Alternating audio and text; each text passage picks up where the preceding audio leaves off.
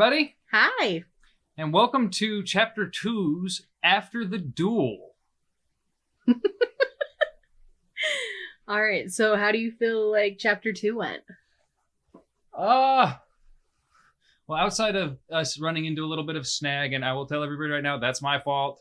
I apologize. The late coming for this chapter is my fault. Blame me. He's a slacker. I was slacking pretty hard. I don't know. I liked it. I got thrown off a bit for some of it. I'm not gonna lie. Bringing Cynthia Caldwell back into it really threw me off pretty bad because I had plans for her to come up later, but you wanted to bring her in now, so. Well, honestly, that was kind of like a revenge thing on my part because, like, I had set that up to where I was going to make you make up the whole myth about the box. But you just, like, skipped over that completely and then started talking about the cult and left me with the myth of the box. Well, see, but that was the thing is, from Dimitri's perspective, like, the myth doesn't matter. Fuck the myth. Sorry, pardon language. But the myth doesn't matter, all right? Screw the myth. Right? It's the crazy people that you got to worry about. Because myths are myths, man. Those loonies. We have to know why the box is important to them. Well, yeah, sure. We have to know why it's important. But I would rather, I would think personally, it would be more important is like, it's not so much what the ring is used for. Okay. It's that they're coming to get it, Mr. Frodo. Well, you made me mad. And so I brought Cynthia Caldwell back and dropped her in your lap. Yeah. Yeah. That was rough, honestly. And in my opinion on that, like, I thought it was too rushed bringing her back, especially when she came back in with the robed men. I thought that was way too much smack bam in the face, you know, like, we got to build a creep factor up first. I mean, this isn't going to just be a running and gunning action adventure type thing. It's supposed to be, you know, a little bit more on the creepy horror side. Oh, no, I know. But I really wanted to mess with you, and I figured you would totally dreamscape it. Like, I pretty much thought that's what you would do with it. So. You know? It was just a way to kind of be like, you know, get everybody like, oh, what's going on? Yeah. Yeah. But I figured you would totally dreamscape that because it was a little early. And you were super tired. You didn't sleep all night. Well, see, and that was the only reason I felt comfortable doing the dreamscape on it, by the way, is because Dimitri was so tired. Like, if Dimitri hadn't been tired, I would have played that out. Oh, I would have played that out. I would have forced you to deal with the consequences of your own actions.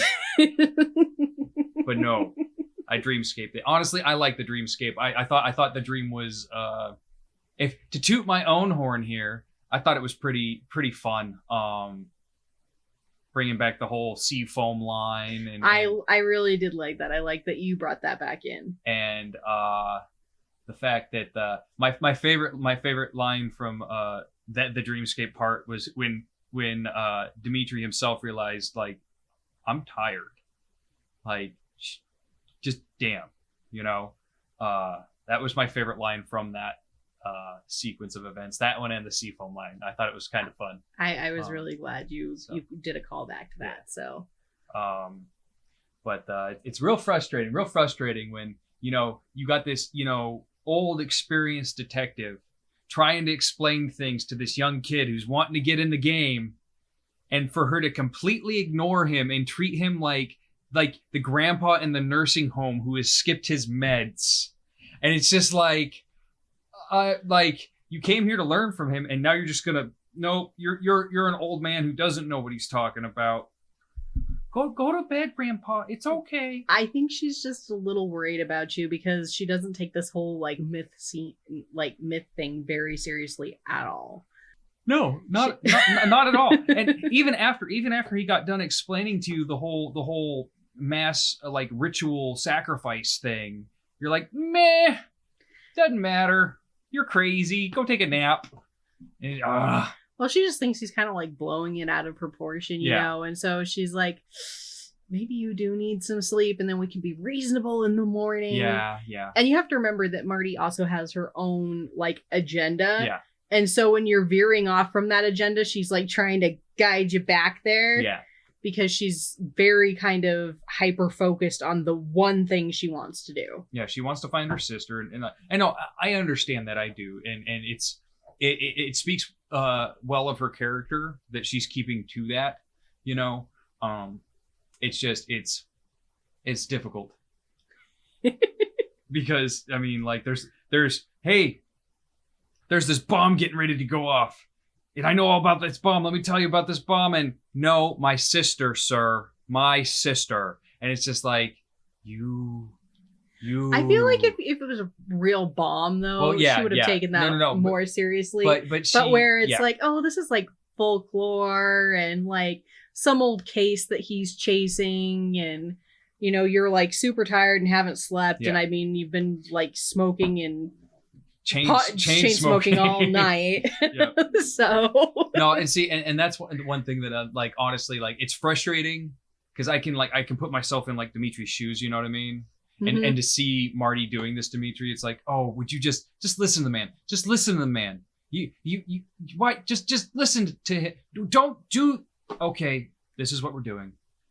Fine, but it works well because that like it's one of those things like with Professor Umbridge, right? You hate Professor Umbridge, but that actress, oh, you love her, yeah, because she brought Umbridge to life and she did it justice. And it's just like, no, it's one of those things, you know. It's like I hate it, but I actually really like it because it's doing what it's supposed to be doing. Yeah.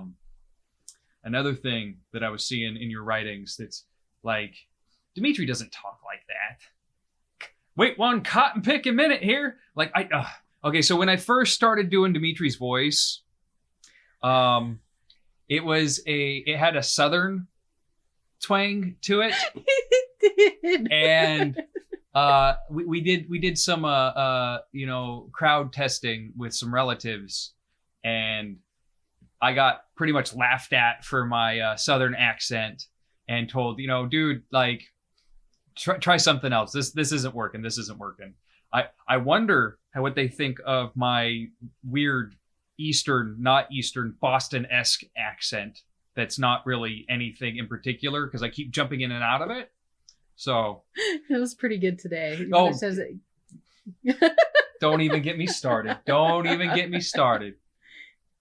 Because apparently when I'm doing his accent or trying to do like his voice, I jump into being very Boston-esque or like East Coast, where I say "pock" and "caw" and "doc." It was pretty good. Oh, it was good. Gosh. I could just tell how frustrated he was. And then I started laughing while he was recording. Poor guy. Yeah. Give me crap. So that was fun though. Like definitely I'm enjoying that part of it. That was kind of what I wanted to talk about it. Oh, well, if that's all you wanted to talk about, I've got more. Another thing I think is kind of funny is because she's treating him, and now like, yeah, I'm all over the place here, guys. Welcome to my brain. This is what it does. Frustrates the wife to no end. But another thing that I think is kind of funny myself is, Marty has been employed, quote unquote, for like a day. And already she's like shanghaiing Dimitri's business, like making deals with clients and customers, completely shutting him out of the conversation. And well, that's because it's her single-minded, like, get Dimitri back on top, get Dimitri like doing what he's supposed to be doing so that she can use his resources, his knowledge, and everything he has to find her sister Charity. Yep. And that's why I was going to point out too is that like she's definitely like fame and money hungry.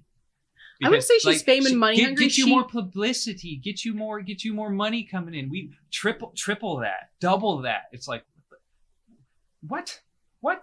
But of course, Cynthia Caldwell, she's like, oh, I'll just throw money at this. I mean, she's a rich, Well, and this is also Dream Cynthia Caldwell. Yeah. Well, no. See, and that was something I was going to bring up too. There's a slight plot hole here. You don't know when Dimitri fell asleep because the box was in the safe because the safe was open. But when did he fall asleep? Bum, bum, bum. Oh, you didn't think of that part, did you? Threw you off your game. Yeah. On guard. So, but I think chapter two turned out pretty well. I'm hoping chapter 3 will bring some more interesting moments. I think. Yeah. Give us some more things to chase after, solidify the story a little bit better.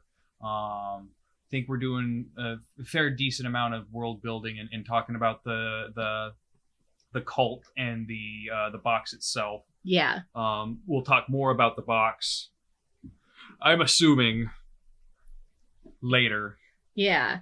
But for those of you who are keeping up with us, thank you very much. Yes. And catch us next time in chapter 3 of Dueling Pens, the Labyrinth of Minos.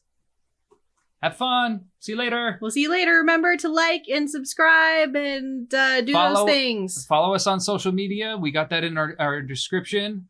And we'll catch you in the next episode. Bye.